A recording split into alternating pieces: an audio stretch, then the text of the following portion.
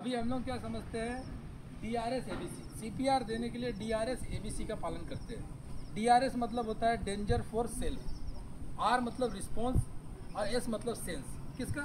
तो danger for self. जैसे मान लेते हैं कि कहीं पे एक्सीडेंट हो गया या कहीं पे डेंजर है, तो हम लोग उस जगह पे दौड़ते हुए जाएंगे। इलेक्ट्रिक शॉक है तो अपने को लग जाएगा। रोड पे अगर एक्सीडेंट हो गया तो हम लोग रोड पे CPR देने लगेंगे, तो कोई आगे गाड़ी वाला हम लोग को मार सकता है। इसीलिए डेंजर फॉर सेल्फ, सबसे पहले उस कैजुअलिटी को वहाँ से साइड करना, वो डेंजर प्लेस से हटा देना है।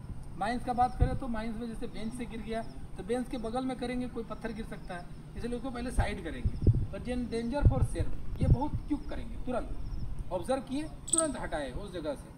उसके बाद आ गया रिस्पॉन्स। उसको यहाँ पे ऐसे ठोक के देख रहे हैं, उसको ज़मीन पे लिटा दिए, उसका ऐसे ऐसे रिस्पॉन्स चेक कर रहे हैं। भाई साहब क्या नाम है आपका? क्या कोई रिस्पॉन्स अगर आ गया तो ठीक है, नहीं आया तो तुरंत सेंस चेक करेंगे। जैसे उसको थोड़ा सा चिकेटी काट के देख रहे हैं, वो कुछ बोलेगा, हाँ वो करेगा कुछ, या फिर उसको कुछ यहाँ दबा के देखेंगे, सेंस कुछ ना कुछ करेगा। अगर सेंस नहीं किया मतलब समझ गए इसको जो है CPR देने का ज़रूरत पड़ेगा। अब नेक्स्ट क्या करेंगे? ABC। ए मतलब एयरवे, उसका एयरवे का जांच करेंगे कि एयरवे ठीक है या नहीं है। ABC जब भी CPR देंगे तो हम लोग क्या करना चाहते हैं, CPR मतलब होता है कार्डियो पल्मोनरी रिससिटेशन, तो उसको पुनर्जीवित करना है। तो हम लोग को एयरवे चेक करना है कि उसका एयरवे में, जैसे कोई आदमी गिर गया, हो सकता है मिट्टी उसके मुंह में चला गया हो, एयरवे जाम हो, तो सांस कहाँ से लेगा? CPR देंगे तब भी नहीं ले पाएगा। तो एयरवे को, उसका मुंह को खोल के उसका जो भी गंदगी होगा उसको साफ करेंगे। टंग फोल्ड हो गया उसको खाली करेंगे। नाक में अगर कुछ फंस गया हो तो उसको खाली करेंगे। एयरवे जैसे ही क्लीन हो जाएगा उसके बाद हम लोग चले जाएंगे उसका B पे, ब्रीदिंग चेक करने के लिए। मतलब उसको सीधा लिटा दिए, उसके कान के पास, कान अपना ले जाएंगे उसके नाक के पास, और साथ ही साथ उसके पेट को देखते रहेंगे। अगर उसमें हरकत हो रहा है या फिर हरकत हो रहा है लेकिन बहुत कम, जैसे 12 से कम आ रहा है, ब्रीदिंग 12 से कम आ गया, 8 से कम आ रहा है, 8 आ रहा है, 7 आ रहा है, तो हम लोग समझ गए कि उसका ब्रीदिंग बहुत कम आ रहा है। सर्कुलेशन चेक करेंगे, उसका सर्कुलेशन चेक कर रहे हैं। अब देख रहे हैं क्या, कैरोटेड से चेक किए, सर्कुलेशन बहुत कम आ रहा है, 50 से कम आ रहा है, तो हम लोग समझ गए इसको CPR देना पड़ेगा। आप CPR देने के लिए क्या करेंगे, अपने इस पोजीशन पे आ जाएंगे। हाँ तुम यहाँ पे लेट जाओ, यहाँ पे लेट जाओ।